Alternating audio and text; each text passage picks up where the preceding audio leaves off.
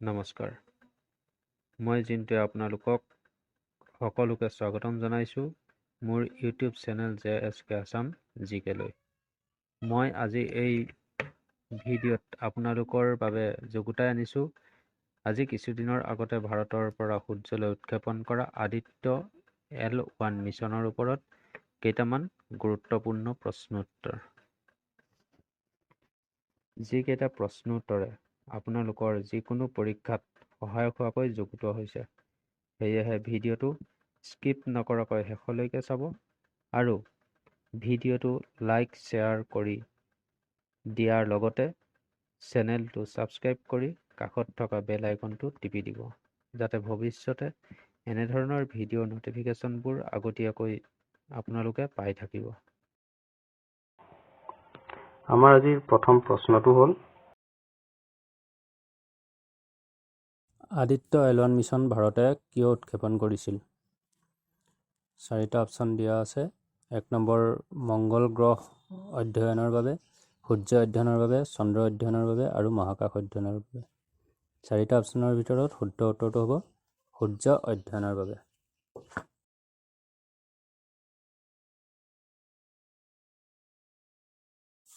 Aditya L1 মিছনত ব্যৱহাৰ কৰা ৰকেটটোৰ নাম কি LV-M3 M4 PSLV C57 PSLV M3 LVM M4 এই চাৰিটা অপচনৰ ভিতৰত ইয়াৰ শুদ্ধ উত্তৰটো হ'ব PSLV C57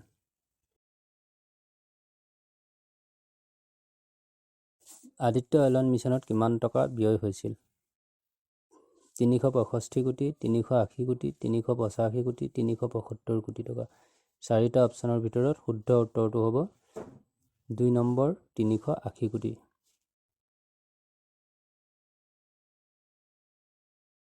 আদিত্য L1 সূৰ্যলৈ ভাৰতৰ কিমান নম্বৰ মহাকাশ অভিযান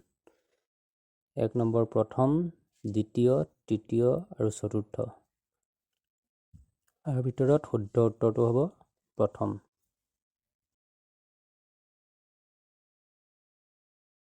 আদিত্য L1 মিছন ভাৰতে নিম্নোক্ত কোন ঠাইৰ পৰা উৎক্ষেপণ কৰিছিল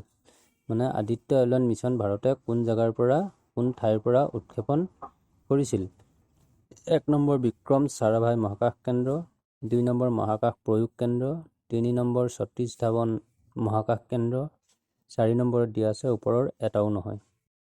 শুদ্ধ উত্তৰটো হ'ব 3 নম্বৰ সতীশ ধাৱন মহাকাশ কেন্দ্ৰ 6 নম্বৰ প্ৰশ্নটো হ'ল আদিত্য L1 মিছনত আদিত্য শব্দটোৱে কি বুজায় আকাশ চন্দ্ৰ সূৰ্য মহাকাশ উত্তৰ সূৰ্য আদিত্য L1 মিছনত L1 মানে কি বুজায় 1 নম্বৰ লেটিটিউড 1 2 নম্বৰ লেণ্ডাৰ 1 3 নম্বৰ লংটিটিউড 1 4 নম্বৰ লেগ্ৰেঞ্জ 1 চাৰিটা অপচনৰ ভিতৰত ইয়াৰ শুদ্ধ উত্তৰটো হ'ব 4 নম্বৰ লেগ্ৰেঞ্জ 1 PSLVৰ সম্পূৰ্ণ অৰ্থ কি 1 number polar satellite launch vehicle polar satellite landing vehicle polar station launch vehicle Parker satellite launch vehicle চাৰিটা অপচনৰ ভিতৰত ইয়াৰ শুদ্ধ উত্তৰটো হ'ব polar satellite launch vehicle Aditya L1 মিছনৰ প্ৰকল্প সঞ্চালক কোন আছিল doctor Shankar Subramaniam K 2 number Nidhi Sharma 3 number S Somnath 4 number Nigar Shaji এই চাৰিটা অপচনৰ ভিতৰত শুদ্ধ উত্তৰটো হ'ব 4 নম্বৰ নিগৰ সাজি নিম্নোক্ত কোনগৰাকী অসমৰ বিজ্ঞানী আদিত্য L1 মিছনত আছে মানে তলত দিয়া কোনগৰাকী অসমৰ বিজ্ঞানী আদিত্য L1 মিছনত আছে 1 নম্বৰ চয়ন দত্ত 2 গায়ত্ৰী মালহোত্ৰা 3 নিধি শৰ্মা 4 ঐশ্বৰ্য শৰ্মা চাৰিটা অপচনৰ ভিতৰত শুদ্ধ উত্তৰটো হ'ব 4 নম্বৰ ঐশ্বৰ্য শৰ্মা